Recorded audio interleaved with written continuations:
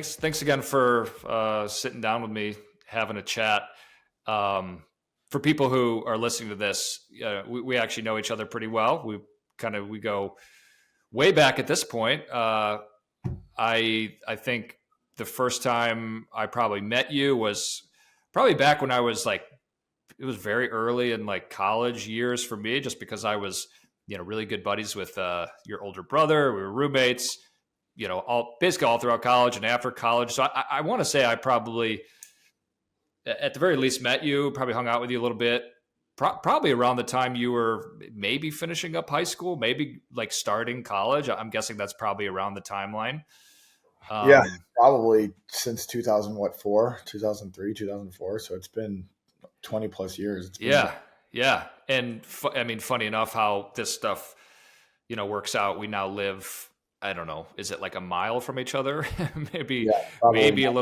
a little bit less, and bump into each other all the time around town. And obviously we both have two little kids, but yeah, so I'm excited to talk to you because I know a little bit about your company, but not a ton. I know, Bschool Travel is a company you founded. I want to say it was while you were in business school or maybe right afterwards. And I know the company at a very high level, I have a sense of what you guys do. You help, plan and create and execute travel programs for business schools and, students and universities. And, you partner with, all the different, companies and people who have to come together to make those happen. Yeah. So I got a lot of questions on that. I want to dig into that, but going back just a little bit before that, I am curious because you went to U of I. You didn't follow in your brother's footsteps and go to ISU like we did, but you went to U of I. I think you majored in it was some kind of engineering, right? Yeah, mechanical engineering. You got it. Yeah. How'd you land on that? Did you have some sense of where you thought that would take you in terms of career, or how'd you pick it? How'd you land on it? Yeah, I think a function of a few things. First was just definitely hands-on growing up, always kind of taking things apart, putting them back together. You know, worked with my dad to fix things around the house. We built our basement from scratch, doing all the plumbing, doing the HVAC, doing the electrical. So it was very hands-on. So it was when I was looking for a major, wanted to do engineering, and mechanical was the most like hardware-driven type of major. Yeah. I mean, secondly, this is probably not like the most flashy answer, but at the time I thought engineers would make the most money. So I was chasing the dollar sign, and I was like, okay, I want to go into engineering because I think that could like probably be the most lucrative Yeah. outcome out of undergrad. Yeah. So, I mean, there's nothing wrong with that. That's how a lot of people look at it. yeah. Did you ever work for your dad's, did you ever do work like at your dad's company? I worked there like a summer or two cutting the grass, Okay. and working in shipping and receiving. So they manufacture small electronic bobbins, which are like becoming more of an obsolete technology. Mm-hmm. So there was never really the vision of like doing that full time or like taking over the business, just because like technology was changing so quickly. Yeah. But they're still around. They're now doing both bobbins and assembly work. So taking up like assembly jobs for large OEMs and other component manufacturers. Mm-hmm. But yeah, I think that, seeing my family's business really inspired me to always want to be an entrepreneur. Yeah. So even when I was at U of I was always thinking like, was there a company to start, or how can I put my engineering skills to the test to start a business? And that was just kind of a function of growing up around a family that came from a family business. My dad's one of 8, and they're all 8 brothers. And when my grandpa passed, all 8 sons got equal ownership of the company and all took it over and ran it together. Oh, that's crazy. You can imagine how 8 equal owners and 8 equal voices kind of could be a challenge from a family business perspective, and the political dynamics at play there. Mm-hmm. Yeah, we could do a whole nother podcast just on that. Yeah, I actually took a family business class when I was at Michigan, and I think mine was one of the more unique stories out of all the other students that were coming from family business there. So it was intriguing, but at the same time, I saw how much it could provide. So, the fact that it was putting food on 8 different families' plates, or food on the table of 8 different families, Yeah. was eye opening. Yeah. And sometimes too, when you just like, when you have just a frame of reference, you see other people doing it who are close to you, they're in your like sphere.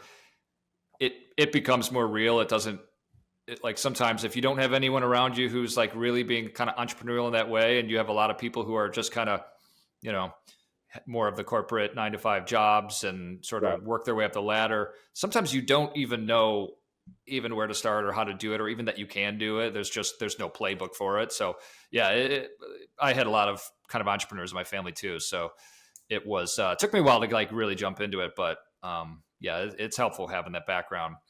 Um, but it's funny that kind of engineering was kind of where you landed. It sounds like throughout, college and, graduating with that degree, I'm guessing because I think you did find a job right out of school, in your field. And I'm assuming that, that all kind of worked out and you got some good experience after school, kind of using your degree, right? Yeah. So graduated and immediately start working for Caterpillar. I don't know how many of your listeners are familiar with the Midwest, but they're a huge employer of engineers in Illinois, headquartered in Peoria, and have some satellite offices here in the Chicagoland area. So ended up working for their hydraulics facility, which was in Joliet at the time, and I was designing hydraulic valves for the industrial equipment, so truck type tractors and excavators. Um, I know this sounds like a bunch of like big words, but the point there was like it was the least sexy work you could imagine. Um, Literally like designing a component that controlled um, the flow of the fluid power for equipment. Yeah. So very, I mean, some people found it exciting. I did not, and I spent 5 years there, and I definitely. I think I did the job well. I had a few different career progressions there and different title changes and whatnot, but after a handful of years, I realized that I cannot see myself doing engineering for the rest of my life. And Yeah. that's really what prompted the idea of going to business school and transitioning outside of engineering. Yeah. So when you made that decision to go to business school, were you still like juggling like working full time and doing it, or like how did that, like how was the transition? Because this was obviously before you had kids and Yeah. before a lot of the other you know big Yeah. heavy commitments that come with like that stage of life. So how did you kind of make the transition from kind of engineering Dale to business school other stuff Dale? Yeah, no, for sure. Um, I knew right away that I wanted to do a full time MBA program. I don't know how familiar your listeners are with all the business school jargon, but essentially they have part time programs where you Yeah. go in the evenings, like after your full time job, and then a full time program is you literally quit work and go to a 1 or 2 year program. Yeah. Um, I wanted to do a full time program because that's where most career changers go. So if you're looking to like absolutely pivot your career, a lot of those candidates will seek a full time MBA. People who are looking to be career accelerators, so they're in their job and they want to kind of advance within their role and get a general management position or a leadership position. Mm-hmm. Then they'll do like a evening or weekend program and then stay with their company. Oftentimes, their company will sponsor them to go get their business degree, and then they come back and get some sort of promotion. Yeah. Well, because I was changing like fundamentally industries and positions and roles, I went to a full time program. Um, I actually went through 2 application cycles. So the first year I was a bit naive and I was like, oh, I'm an engineer. I got pretty good GMAT scores, which is like the test you take to get into business school. So Yeah. I literally only applied to like HBS, which is Harvard, Stanford, and Wharton. And Yeah. like, I'm sure to get into one of those 3 schools. And lo and behold, I didn't. So that Yeah. was definitely like a humbling experience and a shot to the ego. And did a little bit more homework and realized that I wasn't as unique as I probably thought I was. Yeah. So the following year, did applications and definitely expanded my the schools that I was looking at, and ultimately ended up going to Michigan Ross Yeah. for the full time MBA. So um, that was like literally a 2 year journey studying for the GMAT, which is effectively like a full time job outside of your actual job Yeah. if you want to get high enough scores, and then the application process itself is another full-time experience, writing essays, getting letters of references, filling out their application, so on and so forth. So very, very time consuming, but I knew that like because I wanted to get on engineering, it was probably worth it. And Mm-hmm. also I wanted to go to a program that specialized more or less in entrepreneurship. And with some of these other schools like Wharton, for instance, or Chicago Booth, they're like definitely better than Michigan, like from a rankings perspective. But when you look into like how many of their students actually go into entrepreneurship, Yeah. it's not many. Most of those students are going into finance or private equity. Um, some are more or less we're going into search funds, which is like another form of entrepreneurship through acquisition. But Michigan actually had a leg up on the entrepreneurship side, just given like their funding from Sam Zell and some of the other programs that they had. So ultimately went there with a focus on entrepreneurship, and Yeah. lo and behold, the rest is history, I guess. Yeah. Yeah. And I'm not too familiar with how those programs work. Like, did you, like, you're basically applying and getting into the school and getting into the entrepreneurship program. Like, are most of the students like not really sure what they want to do? They just know that they want to be entrepreneurs, or do some of them go into it where they're like, oh, I have an idea or a couple ideas. What is, well, first of all, what was it for you? And then what would you say it's for like the average person? Yeah. So Michigan does not have like tracks. So it's not like you're getting your MBA in entrepreneurship or your MBA in marketing. Yeah. It's just an MBA. Yeah. But you could kind of self-select into like what you want your focus to be just Yeah. based on your elective courses. So it's not like I was on the entrepreneurship class, but I Yeah. tend to take more entrepreneurship courses. Like I said, I took the Yeah. family business course. I actually had the opportunity to sit on one of the student-led venture funds, which was essentially an evergreen fund where at some point in time they got a large donation from an alumni, and then that donation was used to invest in companies as an early stage VC. Yeah. And then any like successful exits that we had, that money just went back into the fund for future students to use. Yeah. So during my 2 years, I sat on that fund and I got to actually invest in startups, both in the Chicago area and the Midwest. Oh, cool. So I got the opportunity to see it from the other side of the table. And rambling here, but long story short, there is no track of entrepreneurship. It's just Yeah. you go there and then you kind of identify where you want to focus your energy is. Yeah. I would say most students more or less know generally what they want to get out of business school.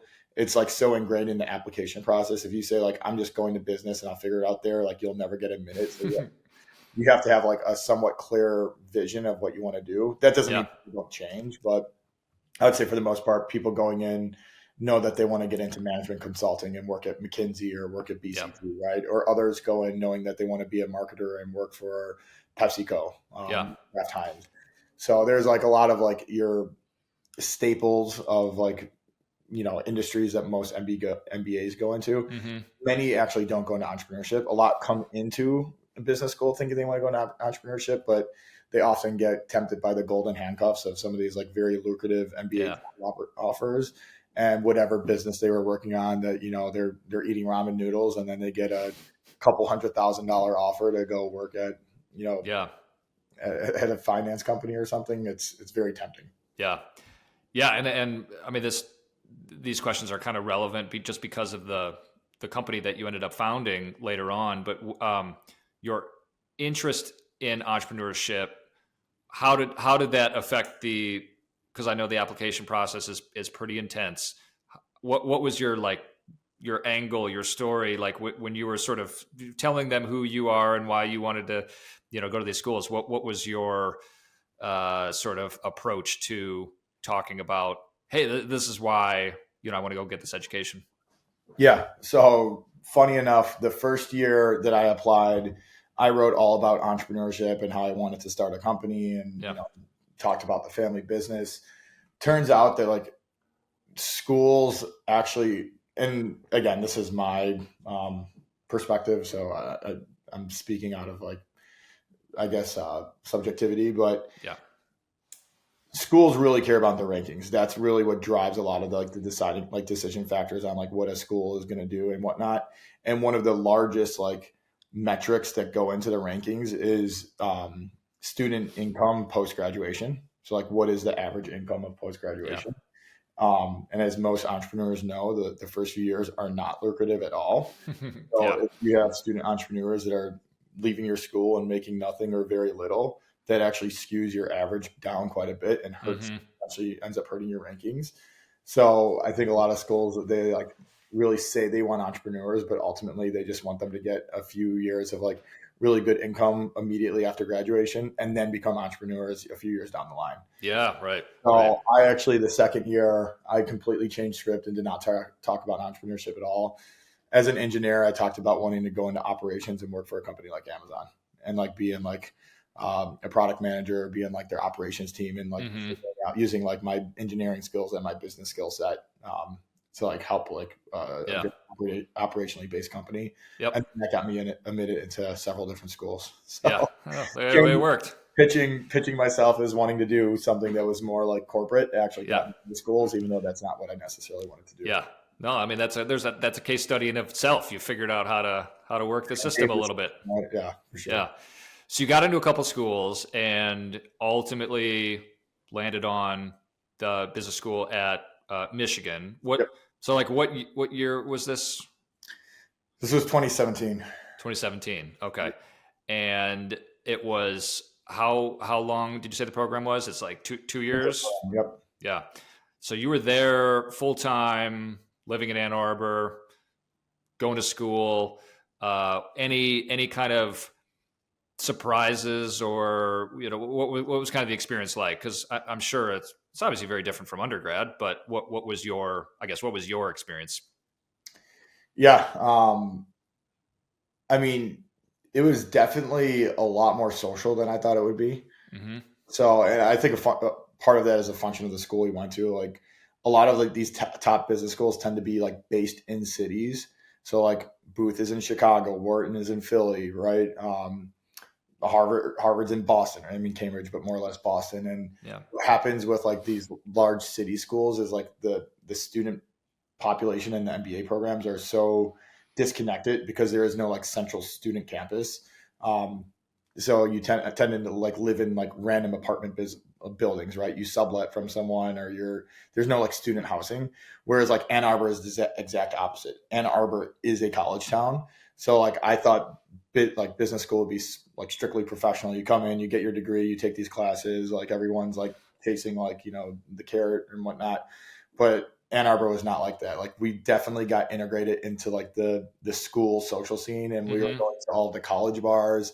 We were like mucking it up with all of, like the undergrads on Thursday nights at Skeeps, and we were going to the football games and the tailgates and like hanging out at the parking lot for the tailgate games. Yeah. So I kind of got like a second college experience from like the social perspective. And Yeah. honestly, the MBA program like oftentimes would party even harder than like a lot of the frats did on campus. So was not expecting that. I'm Yeah. sure my body took a hit from it, uh, Yeah. but it was kind of fun to have like a re-energized college experience at 28 versus 18. Yeah. Well, yeah. I mean, I have a lot of family that went to uh, Wisconsin. So you got the Madison people in my family, and then I've got a bunch of the Michigan, Ann Arbor people in the family. So we end up going to like football games whenever they're in, either city. And man, Ann Arbor is, well, they're both fun, but like, yeah, Ann Arbor is great. Is it the Brown Jug? Is that one of the bars there? Like, Is there? Yeah, there's like South Campus, and then they have like their downtown area, which is yeah, supposed to be like the more adult, like driven, yeah, bar scene. But both were great, and it was definitely like a yeah, very yeah. social. I just remember all the Saturday, game day drinking spots. It's just a fun college town, Midwest classic, just Midwest college town. Right. Um, so okay, so you're there for a couple years, and I believe sort of like a little bit of like foreshadowing here of again the business that you ended up founding. You at one point you did a lot of like travel programs like during the 2 years. When did that happen? How'd you kind of decide to do that, or is that, I can't imagine that's a requirement, but do a lot of students do it? Yeah, actually, it slightly is a requirement. Yeah. So Michigan's unique, like in their MBA program, where they're kind of in quarters, and your final quarter, which is 8 weeks, the only course that you take is called MAP, which is disciplinary action based project, MAP. And essentially it's an 8 credit course, which again is meant to take up your whole semester or your whole Hmm. quarter. and you essentially do an 8-week consulting project for a business. It's a team of 5 people. So you get like essentially a consulting engagement and you get course credit for it. The majority of those projects are international. And then you'll actually go on site and work for your client internationally. Of course, there's people with, familial conditions or situations, or have, don't want to travel for whatever reason, or visa requirements, so on and so forth. So they do have some local projects both in Michigan and across the states, but the vast majority are international. So for 8 weeks, I worked on a Brazilian project and got to travel to Sao Paulo for 5 weeks Oh, wow. and work on a consulting project. So That's that was cool. my first taste. And again, that was a required course. Yep. And then we had some elective courses where we got to travel as well and visit different countries through other faculty-led programs. Yeah. And now, like, when you say it's like a consulting project, like you don't have to go into like tons of detail, but like what does that actually mean? What does it look like? What kind of like work were you guys actually doing? Yeah. So most of the projects are like strategy driven, and oftentimes they're like market entry strategies. So you have these companies and organizations that want to enter a new market or launch a new product, and they want you to do like consumer research, understand the market conditions, and then come up with a strategy on how they could best launch that. The companies actually have to pay to sponsor a project at Michigan. So they're getting like MBA style, like they're essentially getting like what how Michigan pitches is like they're getting McKinsey level consultants at a fraction of the cost. So a lot of companies, like some of the project sponsors were Facebook and Google and Amazon, and then other project sponsors are like small to medium sized startups that would either get a subsidy from the university so they could actually participate in this type of experience. Or alumni that own a business that see the value in it and then want to fork over the funds to do so.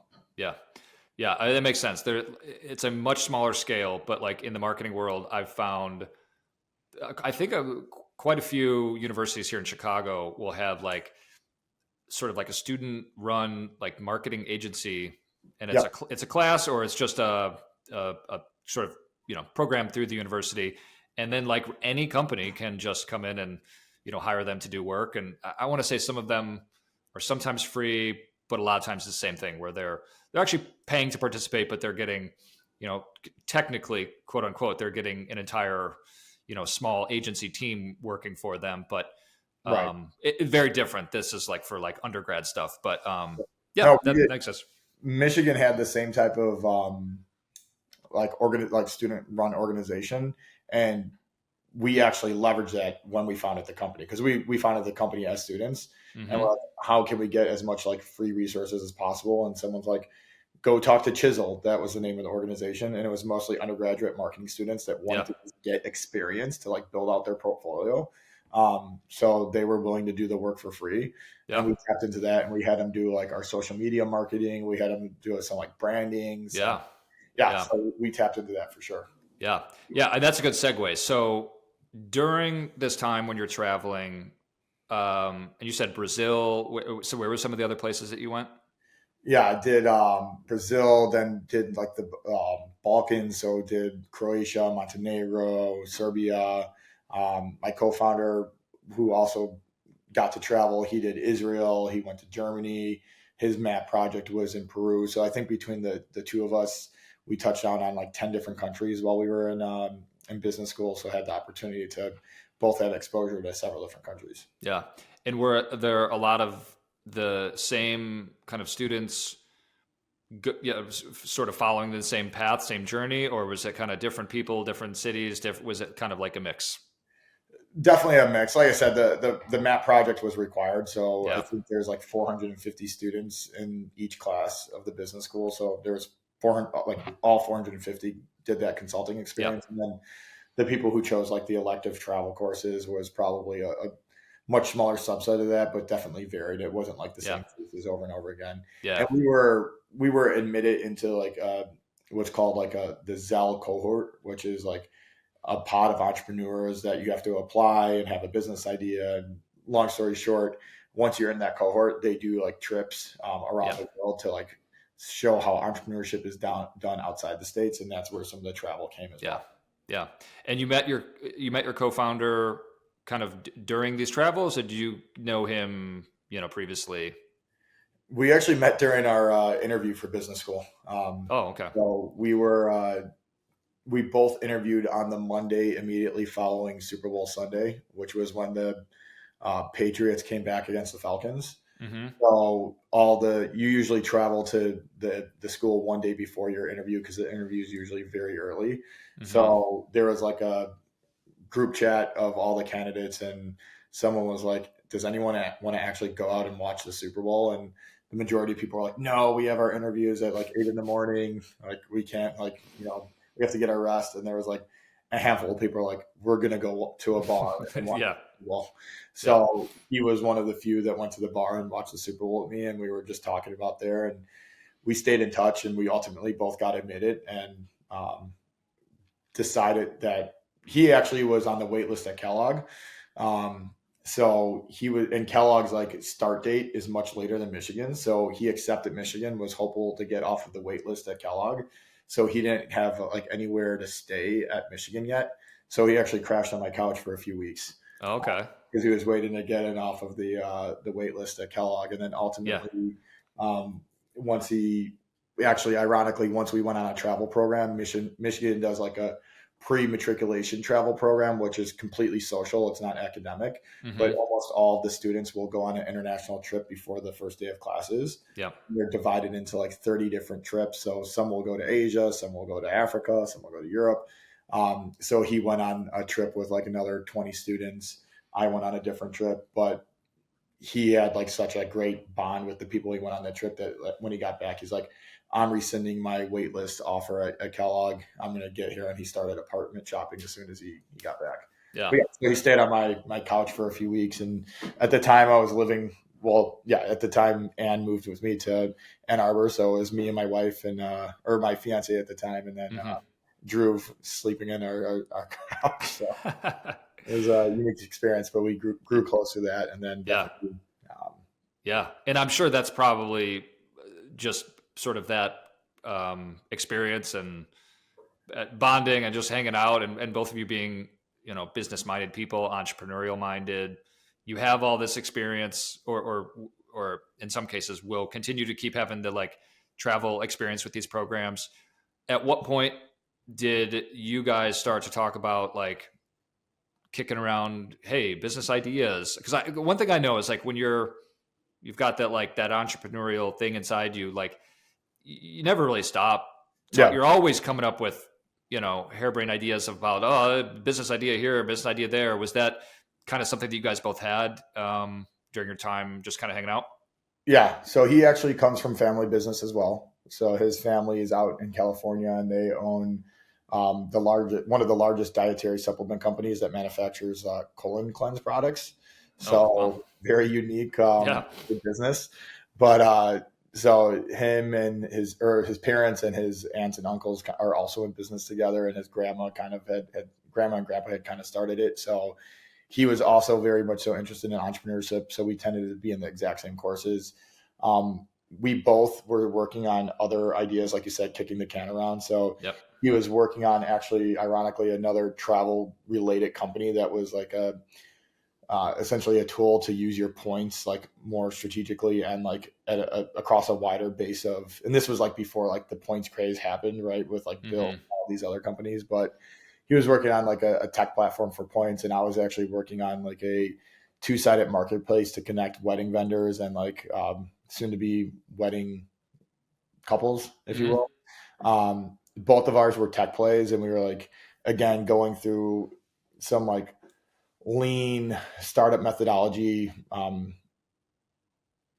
programs at Michigan where they like give founders access to different entrepreneurs in residence and different like tools to like see if their ideas are feasible. And we both kind of came to the conclusion through that process during our first year of business school that what we were both working on would take immense amount of capital from a marketing perspective as well as from a tech build out perspective. So the deals fundamentally weren't flawed, but like the actual feasibility of getting it off the ground as like MBA students was just like not a reality unless we wanted to go like raise capital and like build out a team and whatnot.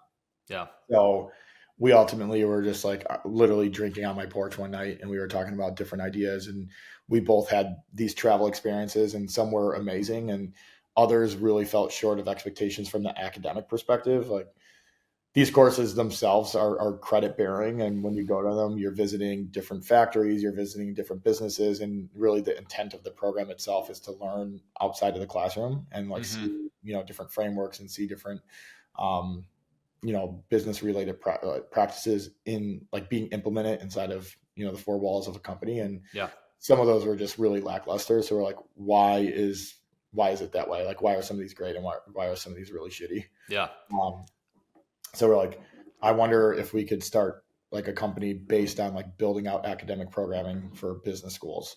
Yeah. And the thing that was like very attractive to us at the time was it really was like a low barriers to entry business, like really no capital required at all. Mm-hmm.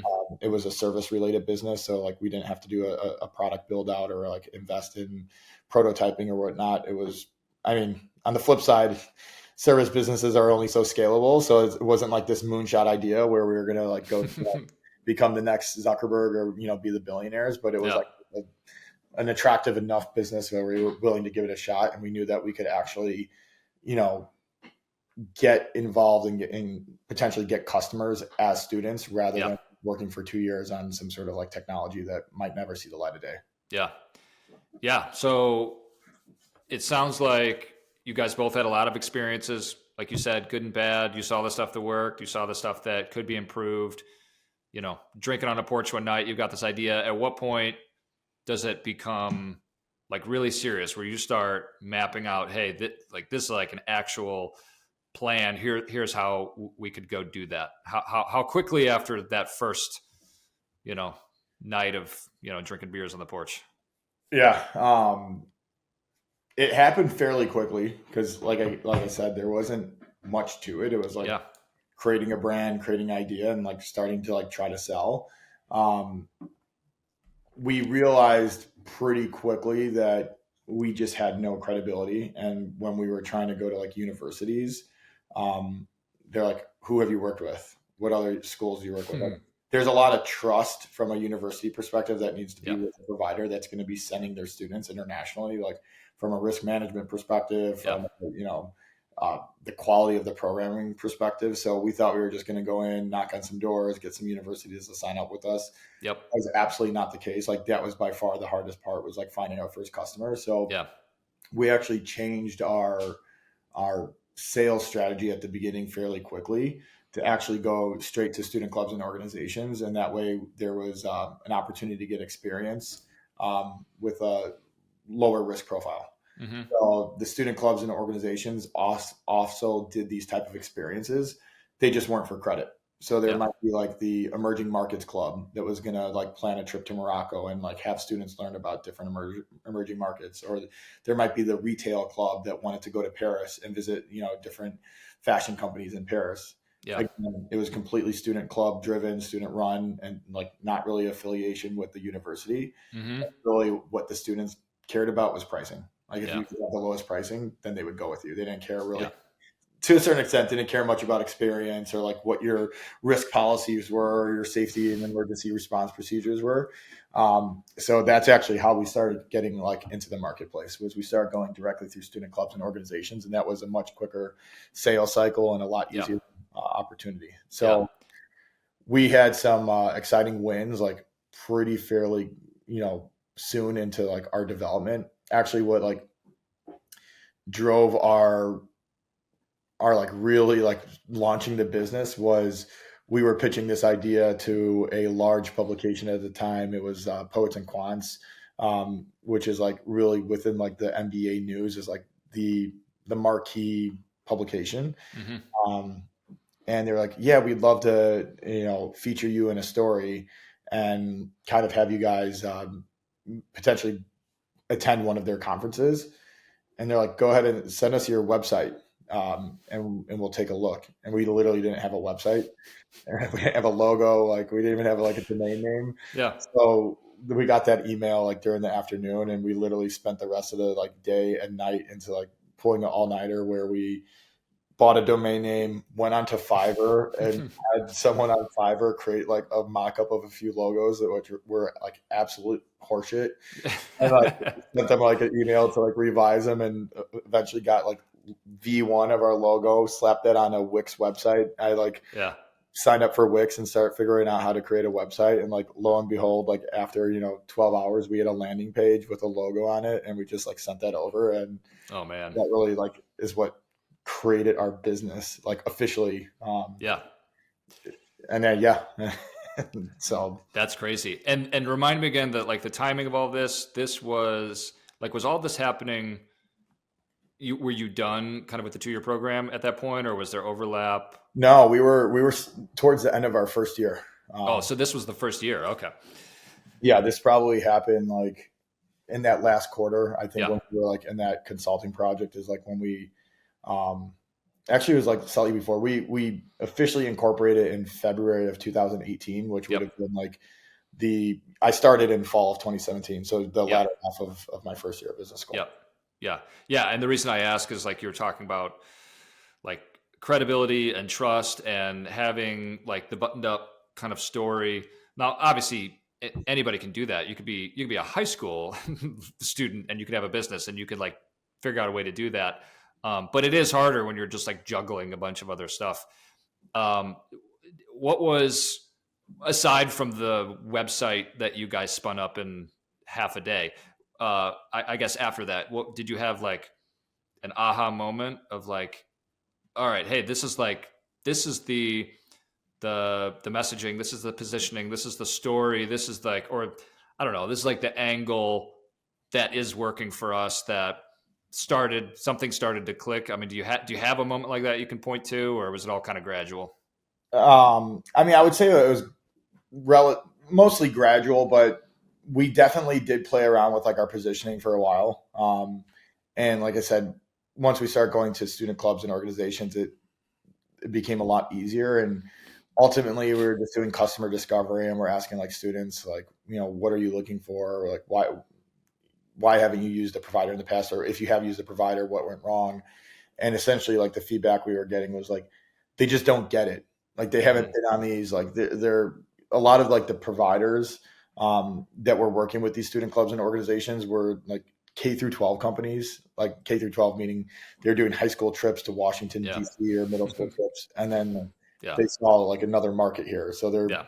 used to working with 15-year-olds, and then now they're working with 30-year-olds, and there's just like a mismatch and a misalignment. Mm-hmm. Like, they don't get it. They're like giving us these cookie cutter experiences, or they're like treating us like we're 15 and like, telling us about like when we can and cannot drink and blah, blah, blah, blah.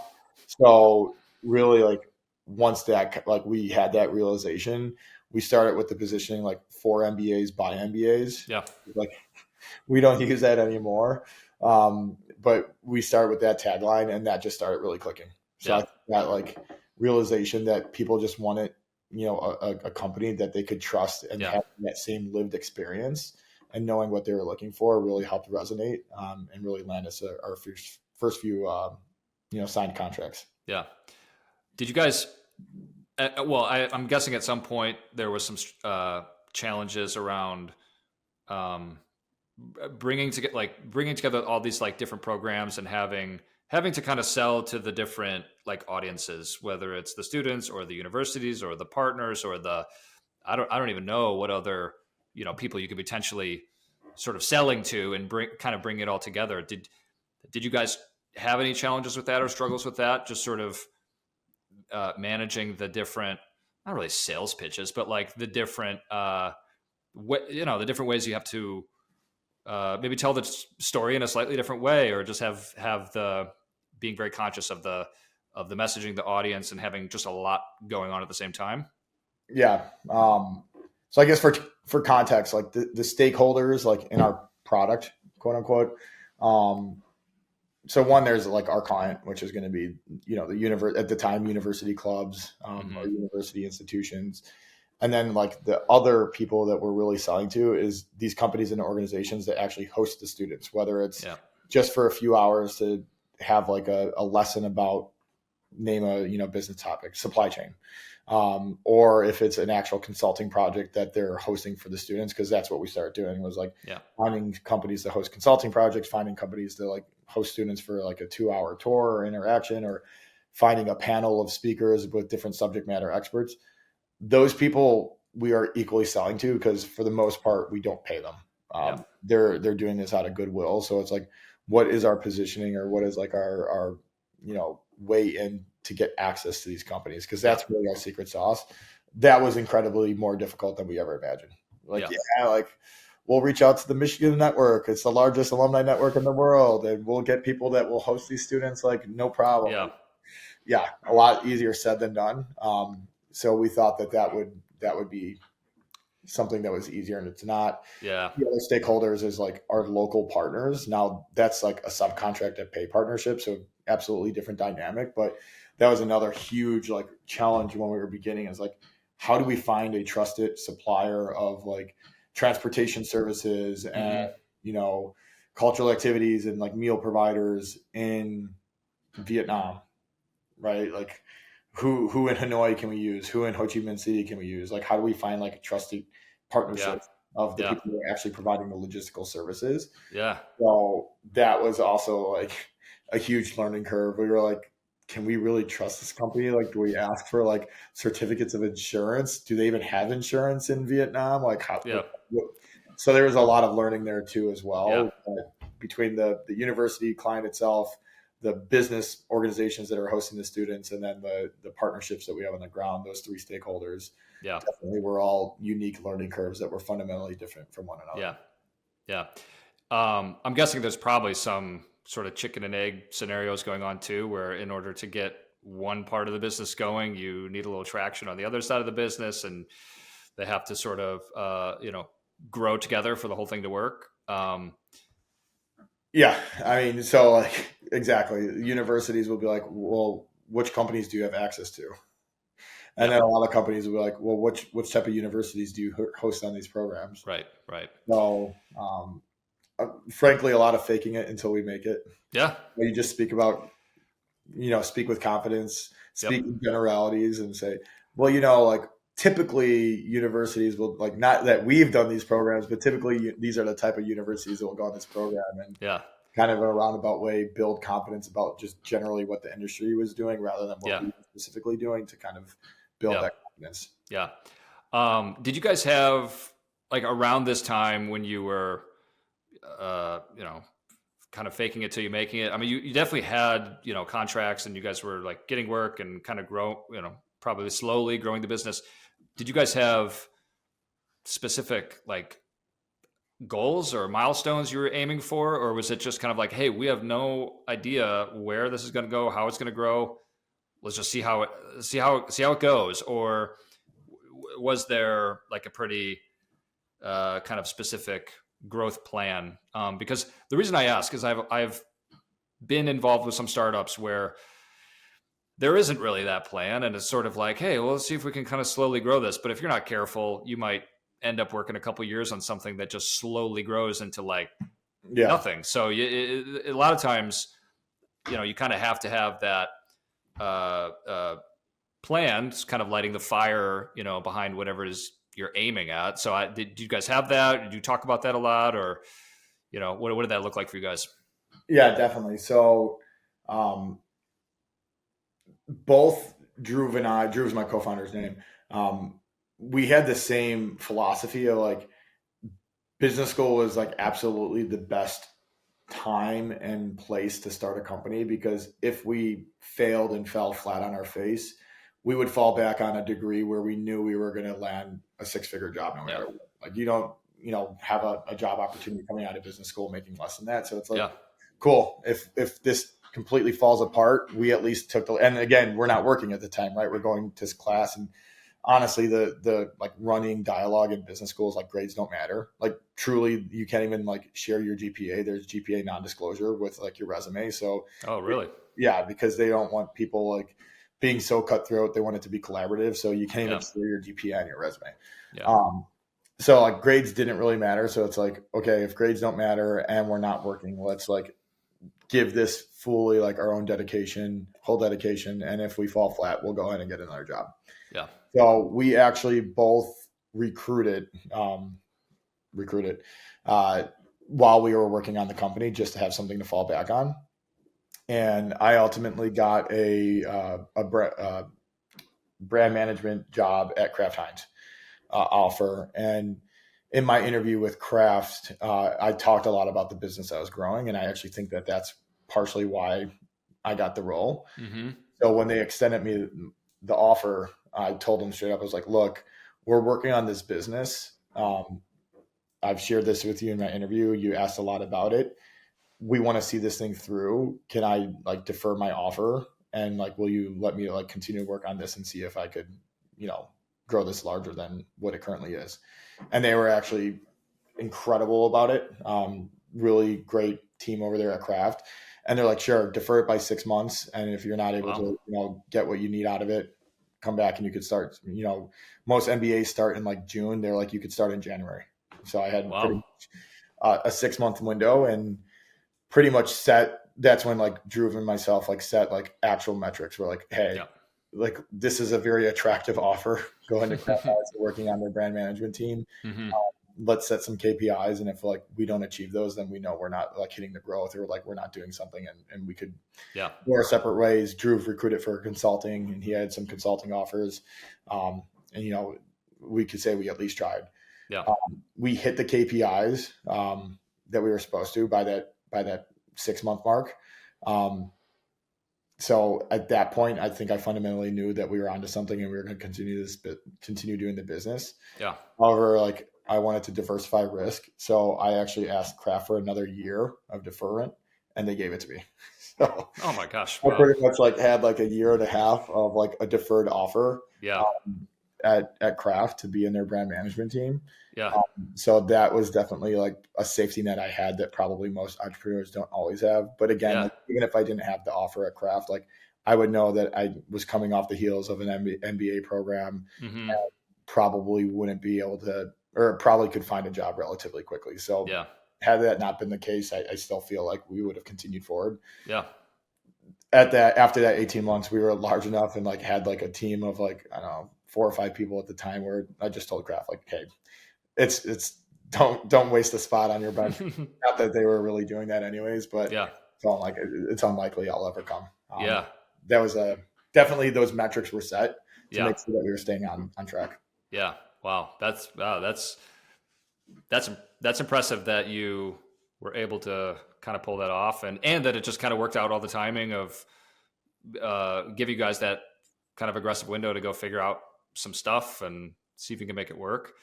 Um, when you guys did start to see that you were hitting some of these goals and milestones, that you were onto something and stuff really started clicking, at what point did stuff kind of shift into, or well, because I'm guessing for the first bit of while while you're working on the business, it's like the two of you and you're scrappy and you're just, all hands on deck and you're just figuring shit out. And it's that like fun early time in a startup.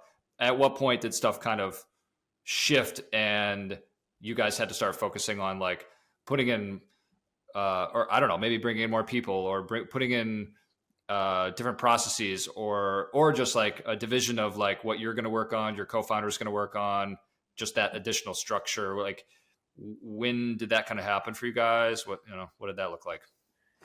Yeah.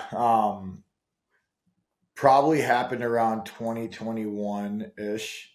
Um, so for the first few years, it was literally like Drew and myself, and then we brought on like a third employee and then a fourth employee, and it was like the four of us, and it was the wild, wild west. Yeah. We were just kind of doing everything, scrapping Yeah. together.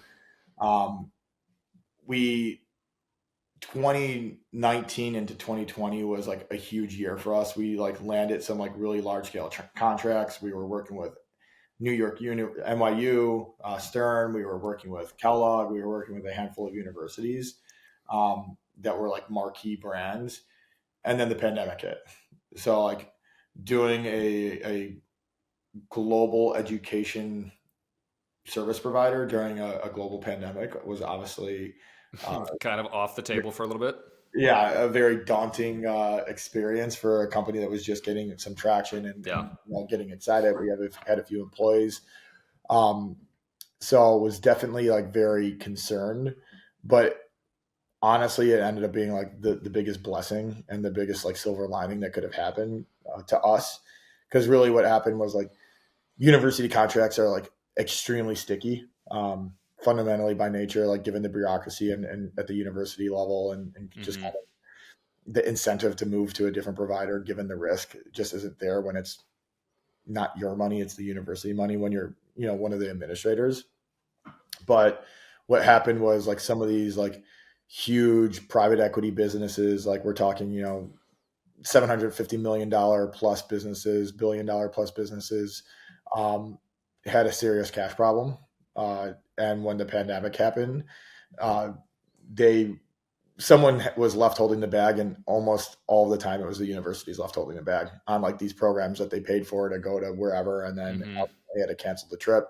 Most of them did not get refunded from their partners at the time.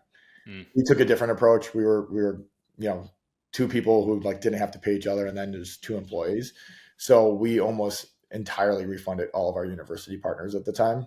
We were Oh like, well. this will Yeah. probably, I mean, we were a lot more agile. We're Yeah. a small 4-person team, so we didn't have like bankruptcy looming over us. um, so while those companies experienced mass layoffs, actually one of our business companies did file for bankruptcy. um, they then got bought back, or came out of bankruptcy, and it still exists today. But long story short, their universities didn't see it that way because they lost Yeah. hundreds of thousands, if not millions of dollars. So we weathered the pandemic storm. We gave money back. We started offering virtual programming, so we pivoted very quickly because Hmm. what happened like at the start of the pandemic was like students were extremely pissed off and frustrated that they were now learning virtually. That's not what they paid for. Yeah. So universities wanted to offer like unique programming that was a little bit outside the box, and part of that unique programming turned into like how can we give students a global experience virtually. So how Yeah. do we incorporate people in Japan into the classroom and have them talk to Japanese companies, or have them do a sushi making class and like ship them a sushi kit where they could actually like have the ingredients with them and feel like they're in another country during the Hmm. pandemic. So that actually landed us more partners because it's a lot easier to test out a new company when it's virtual. There's a lot less Yeah. associated versus sending a student 1,000 miles away. So we got a lot more university partners virtually. And then once travel did return, we had already built a rapport and trust with them. They're like, sure, yeah, of course we'll use you for our travel programs. And because we, did the right thing by our universities, with like all of our like recovery and refunds, those universities we were working with became our biggest champions. And we Hmm. literally had like university deans and administrators calling other universities and saying like, you need to use this company. Like Wow. they're the right guys. They did things the right way. And then we blew up, and like coming out of the pandemic, like 2021, we were just getting like, university after university. And Yeah. that's when, okay, we need to establish a team. We need to establish a Yeah. workflow. We need to establish processes. Like we're like, almost growing too fast, if you will. Yeah. So I think that's when it changed from like the wild, wild west to just like, okay, we have like a real organization now, and we have to start acting like it. Yeah. Was part of the challenge with that.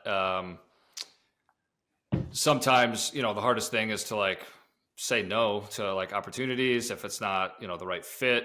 Because a lot of times, working with clients on like marketing and positioning and like figuring out who your ideal client is, and really spending a lot of time making sure that that's very clear. But then you look at like the business side of it, and it's like when you have opportunities to work with people that may not be the perfect ideal client. Sometimes that's fine depending on the business, right? But like you just said, if you guys are kind of growing too fast, were you seeing opportunities of like working with different partners that just weren't a right fit, or was it purely just the volume and being able to keep up with it and provide the level of service or quality that that you guys were able to do? Yeah, great question. The short answer is at the time we were not good at being selective with our clients. Okay. We pretty much took anything and everything. Yeah. We are now getting much better at like being more selective on which universities we take Yeah. on or if it's a good fit. We've unfortunately learned the hard way when you have a client that's not a good fit. Yeah.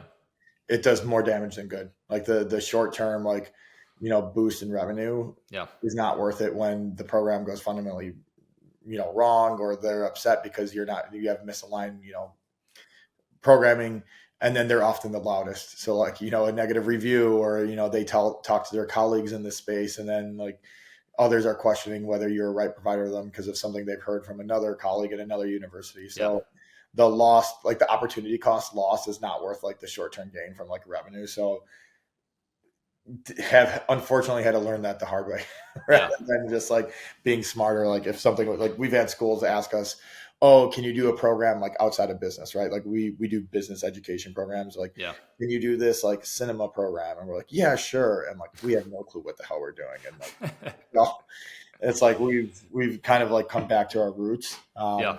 about like doing what we know that we're good at. Yeah. And we have like a much more established and like a much better foundation of a business now than we did then. So it's a lot easier to say no when you have like a constant revenue stream of like reoccurring partners and whatnot. Yeah.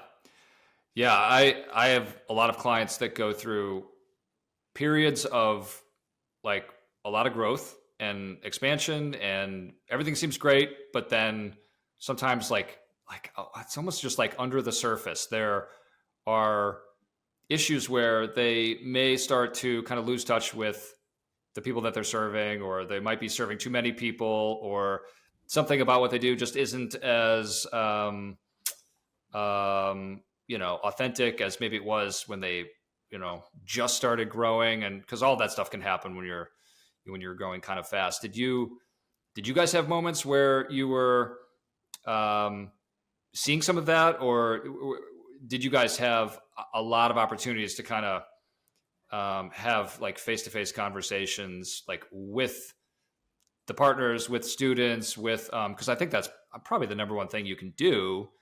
Definitely in marketing, but just running a business is like always like having kind of a finger on the pulse of like, who are the people using your product, using your service? Yeah. What's working, what's not working? Because sometimes it's not really obvious. Sometimes, and you can go a really long time where that issue might be just underneath the surface. Do you feel like you did a good job while you were growing? Because everybody's so busy. I mean, sometimes it's hard. It's easy to like lose track of that process.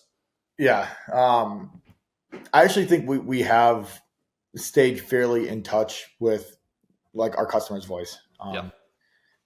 Whether it's just constant meetings with our customers, or like going to conferences. We just got back from San Diego on a conference that we were at. So like, I think we're generally plugged in to like what the experience is. I think what's been more challenging is like actually staying true to those principles as we grow and scale. Because like, for instance, a lot of like what differentiated ourselves when we were first starting was around accessibility, around affordability, around flexibility from like a student perspective, because that's like really fundamentally what like some of the challenges from the student body was, and we were very easily able to deliver on that when we were a 3-person company. Mm-hmm. With increased overhead, with different workflow, with different team members, and like a siloed part of the business. It's becoming more challenging to still deliver on those, just given like we're now a large, fundamentally by nature, a different company, right? Mm-hmm. So we know what our customers are looking for, and we know like what they need, but just kind of given some like of the growth and the changes that happen internally, it's not always the easiest to deliver. It's not as easy to deliver on those as it used to be. So I think that's the challenge, is like, how do we get back to those roots and deliver on those roots? Because we know that's what we're looking for, but we have to change our internal workflow to make it happen. Yeah. Yeah. And I'm guessing a version of the answer you just gave might be the answer to this next question, but in the early years, or not even the early years, in a big percentage of the time of like running a business, sometimes it's like everything is so scrappy, and it's like, you're, pounding on doors, and you're cold calling, and you're, doing everything you need to do to just get the business where it needs to be, and get the right connections, and get business. And so it can feel very like scrappy, sales led. and marketing is not the thing typically that's like driving all the results right then. But Right. hopefully while you're doing that, you're investing in the brand, and that's sort of a lot of times for the future. As you guys grew, did you feel marketing and branding playing a bigger role in the success you guys are seeing, or is it still kind of more of a like a relationship sales driven kind of a thing, and then marketing is the kind of thing that just supports it? Yeah, I think up until maybe 18 months ago or so, sorry, 18 months ago, we literally used that same Fiverr brand logo. Yeah. So we had like probably at the time close to 40 university partners off of a $5 brand that we paid overnight on Fiverr. Yeah. So marketing was not at like the forefront of what we were doing. Yeah. That has since changed. Like we definitely have evolved on our branding now that we've become like a bigger, company and larger organization. But we're a B2B company and it's still a very grassroots driven business. Yeah. Like your gatekeepers within the higher education ecosystem all know each other. They all attend the same conferences. It's very kind of like a niche business, if you will. Mm-hmm. So everyone, it's incestual. Everyone knows everyone. Like a lot of our competitors have former colleagues or former university people that now come to the private sector and so on and so forth. So we really focused on like building relationships, doing university roadshows, visiting campuses, knocking on doors, going to these conferences. And that was our marketing investment, was like buying a trade show kit, going in like a travel budget to go to campuses. Yeah. Now that we've expanded much larger into like other, parts of the university ecosystem, we've seen the value and the power of just brand awareness and how that drives business. So that's when we kind of like hired a professional company, actually, Rick Lesser. So we reached out to Rick and he worked on some of our branding, and like his firm did all of like the, talking to our customers and understanding what they were looking for, and like, came up with some concepts on like branding and so on and so forth. And we've kind of like evolved to like actually having this is our current swag. Yeah. But yeah, having like a much more established brand and like voice and like what we're like trying to position ourselves as, versus like for the first 5 years, it was like, all right, we have a website. That's all we need. Yeah. Yeah. Yeah. A lot of my clients over the years have been B2B like companies, some very huge, but also some, small startup-y kind of B2B brands. And that's the thing. It's like on the marketing side, it's like, it's not like sexy, consumer marketing. A lot of times it's just, having a like really well-defined process. A lot of times it's like, supporting sales, like sales enablement, like marketing as like a function. And you're not doing the real traditional stuff people think of when they think of marketing. But at some point when those brands grow, exactly what you just said is kind of the thing that happens, where it's like, okay, we really got to be at a point where we're very consistent, because if we're having these different, communications going out and they're just like wildly different in terms of the tone or the story, or it's just like after a while that, especially when you're growing, that just becomes very messy and just kind of hard to manage. So I assumed you guys probably were on a path, somewhat similar to that.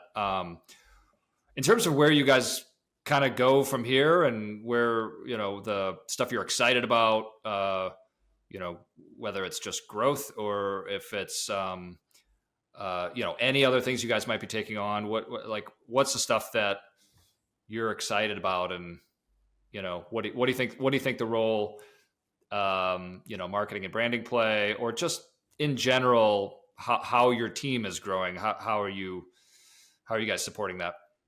Yeah. So a few questions there to unpack. We kind of have like a big frothy pie in the sky, like mission, if you will. And then we have like a more like grounded, like tangible mission. Yeah.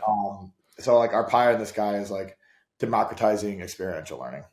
So that's like very ambiguous. It can mean a lot of things, but really what it means to us is like, how can we have like the masses participate in these programs? Because right now it really is like fundamentally embedded into like university ecosystems. Yeah. You have to get like a 4-year degree or a 2-year degree to participate in this type of programming. Mm-hmm. It doesn't need to be that way. Yeah. Continuous education could happen in several phases of your life. You don't necessarily have to be attending a university to do it. So how do we make this more publicly available? How do we work with corporate clients for their employees to access experiential learning and like international education? So like that's like the big frothy, growth goal. Yeah. More like tangible is like we want to be the number one market leader in this space. So there's probably like four, like including ourselves, like 4 big players in this space. Mm-hmm. And we're still by far out of those 4 like the smallest. The others have been around for decades. So we're playing a little bit of catch up, but I absolutely like believe in the next like 3 to 5 years, we could overtake the market and have like full market share in the business school landscape. Yeah. So that's what we're driving towards, is becoming the number one leader. In a university wants to do a business education program, like they don't think twice. They reach out to Bschool Travel. Yeah. So that's like our growth goals as far as like team and whatnot that you asked about, and like what that looks like. Certainly our internal challenges have like shifted quite a bit. Like when we were first starting the company, it was like product and programming and like sales. And now it's like, how do we get the right people? Like at this size, it's like team is everything. Like that's what's really going to unlock us to get to the next phase of growth, is like, can we put the right people in place to like bring us there? Because I think we're silly and naive if we think that like just me and Drew are going to be able to get us there. Yeah. And that has been the most challenging part, because like it's extremely hard to recruit and hire. We've had some really, really great hires, and we've had some really, really not so great hires. So that's what's like keeping me up at night, so to speak, is like finding the right team in place. We have 15 full-time employees now, and then we have like probably another 5 to 10, depending, because we are relatively seasonal as well. We have like cycles of busy periods. So we have another like 5 to 10 that are more or less on a part-time basis. Yeah. How about advice? What advice would you give to, I mean, this is sort of your opportunity to kind of talk to, anybody in the entrepreneurial space, like the stuff you've learned, lessons learned, you have the ups, downs, you've obviously had a lot of success, but what do you attribute it to? What kind of advice, could be generic advice or something specific for people, kind of hearing your story and trying to figure out how it relates to them and the stuff they're building. Yeah. One piece of advice that I learned like probably a year ago or so, or maybe that I realized a year or so ago, was just like talking to people at Google or like Amazon, like some of my like MBA colleagues that are, in the tech world right now, then talking to some people that are in like mid-sized firms or, went into private equity and now are operators of like medium-sized businesses, and then talking to, other startup founders. Is behind the scenes, it almost always feels like a shit show. So like, I thought like the fires we were putting out and the chaos that we were experiencing was unique to us. And I was like, are we fundamentally doing something wrong as founders? Are we like, just don't know how to run a company? Are we hiring like just good people? And it's like, you talk to someone at Google, it's like, holy shit, it's a shitstorm over here. Like the clients never experience it, right? But behind the scenes, there's always something that's going on. And that just gave me like a sense of relief, knowing that like, no matter the scale or the type of organization, like internally it might feel like chaos, but as long as your customers don't feel that pain point and you deliver on your product, it's okay to have some of that chaotic feelings at time. And that doesn't mean that you're a bad founder or a bad leader. That just means that you're probably actually doing something right and growing a little bit. Yeah, no, I mean, I can definitely relate, because for my business and the work that I do, it's really just me. I mean, I'm a consultant and I work with clients, but it's the kind of like the imposter syndrome that like, it took years and probably will never go away to some degree of just like feeling like, oh my God, what am I doing? like people, everyone's going to discover at any moment that I'm a fraud. And then you find out that people that you look up to that are a little bit ahead of you, and they're killing it, because everybody looks like they're killing it, right? Yeah, From the exactly. outside, you find out that we're all the same. It doesn't really change. So Yeah, spot on. I yeah, thought that, like I said, we were unique in our problems, and I realized like there's problems everywhere. It's just how you react to them and how you solve them is what matters. yep. And just the fact of like, if you're still doing it a year later, 2 years later, 3 years later, it probably means you're navigating it in the right way, and you just keep swimming, I guess. For sure. All right. Well, hey, I appreciate you sitting down with me. I'm going to let you go. I know you got a 3-month-old, and you're on duty soon. So, Yeah. yeah, thanks again for chatting. Again, we live like a mile away from each other, so we'll have to get together soon and keep the conversation going. Likewise, yeah. We'll see you at the park, I'm sure, sometime shortly, and let's not be strangers. Yep, sounds good. All right, see All you right. this week. Thanks, Dale. Bye bye.